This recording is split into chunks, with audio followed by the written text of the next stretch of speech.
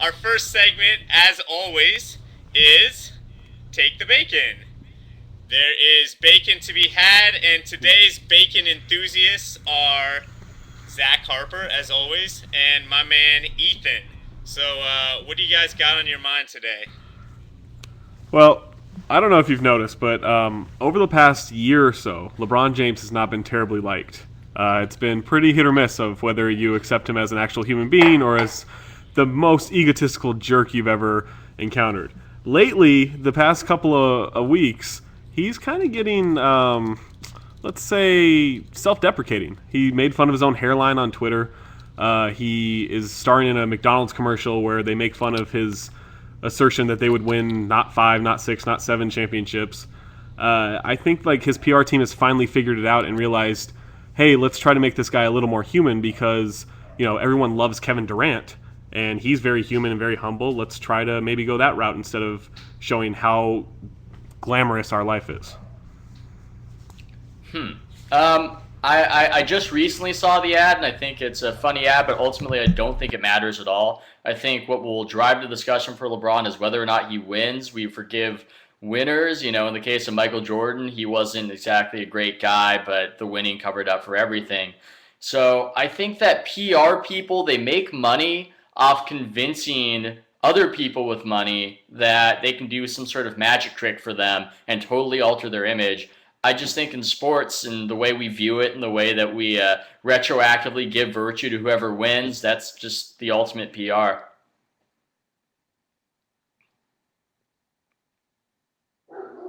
But I don't think that's a thing where like with LeBron, like with Kevin Durant, he hasn't won anything and people love him. Derrick Rose hasn't won anything and people love him.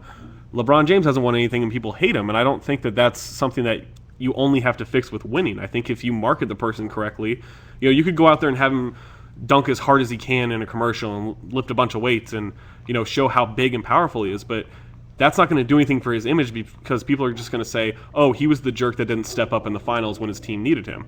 Whereas if you market him as like actual human being, then you can kind of endear people and think like, oh, maybe we want this guy to win. It's not like we're waiting for him to win. Maybe we actually want him to win.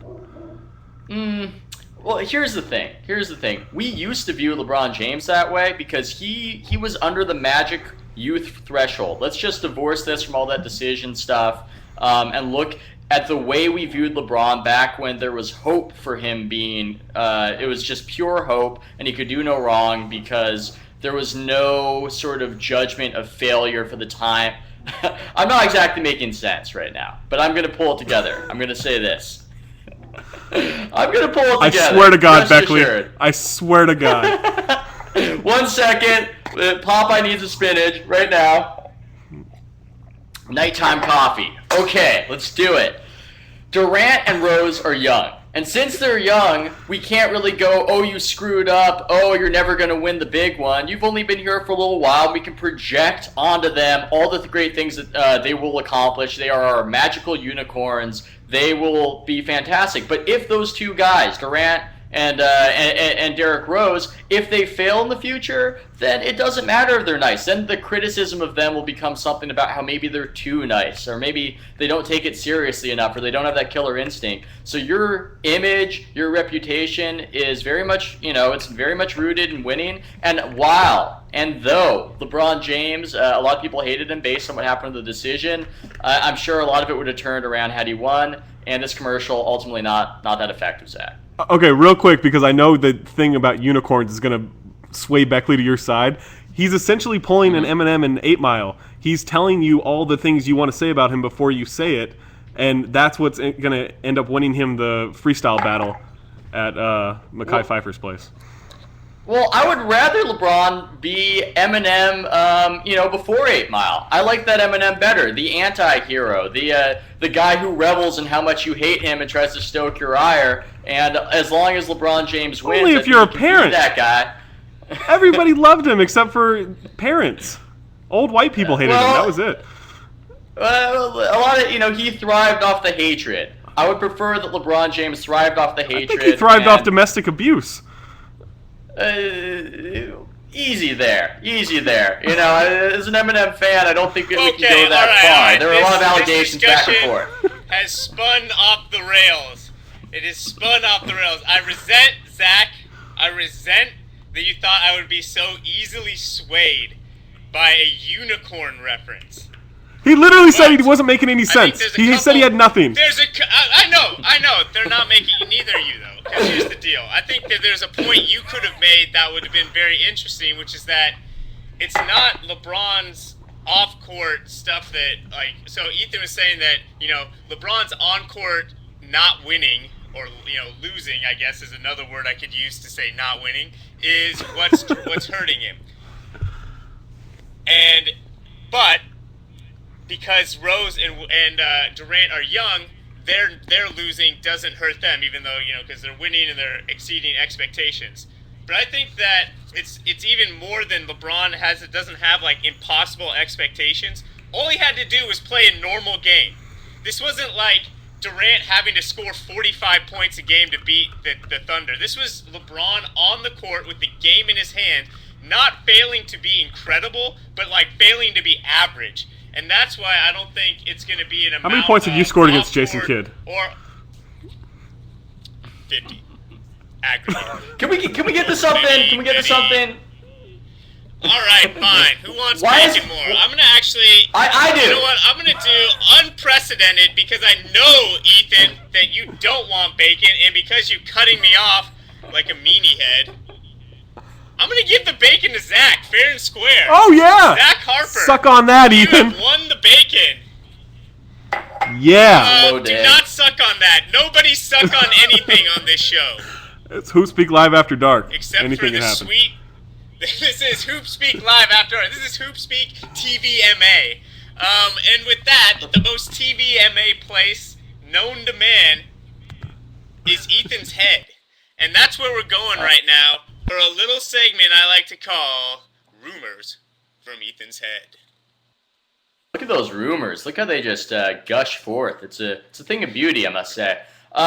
The rumor from my head. There was a lot of merriment made at the expense of the Minnesota Timberwolves this week when it came to many bloggers' attention that they had, in fact, not won as many games as the Minnesota Lynx did. And it's this funny thing that we do where we often in sports we try to chastise one team with its female component. It looks like we're kind of supporting the female component, but really we're just using that as a cudgel against them, and it's in its way it's almost more sexist, but that's a digression. The rumor from my head is that the Minnesota Lynx will not win as many games as the Timberwolves will next year, even though I've expressed my doubts about Adelman's ability to completely turn that franchise around. I do believe that they will have more victories next season. What do you think, Zach? I honestly don't know how many games are in a WNBA season. I think it's 25, but I don't know. So if they won 18 and 25 games or something like that, that's pretty impressive. So I guess that's something that they did. I believe it's 40. I think we can look this up. 40? Sure. I mean, you could say any number right now. I would believe you. I think they will also win more games because I think they'll win 25. And did the Lynx win 25 games this year? If not, then yeah, I agree with your rumor. Mainly because I know nothing about the WNBA. We are Here's a research juggernaut. Well, how in the hell do we keep talking about the freaking Timberwolves in this segment? First, it's Rubio isn't going to be good. Then it's Adelman is not good enough. Now we're talking about the Lynx. I don't care. We can talk about the WNBA in a serious way, but I'd rather do that than talk about the Timberwolves forever. They're a stupid team. Zach, you have You're a stupid team. They're not going to win any games. I don't You know what, care. Beckley? At least I have a team. How about that? Oh. No, you don't. You're not even from Minnesota. You're just picking a team at random. Oh, I'm going to just be the biggest team in a cold place. Oh, it's like I did what every kid in life does. Oh, I like that team. That's not what every kid does that. Does. Kids in life have families who tell them who to like. They don't just let their kids go willy-nilly wandering around the sports world. Oh, I'm just going to like whoever I want. My name's Zach Harper, and I can just become a vlogger and do friggin' Timberwolves. I'm tired of them.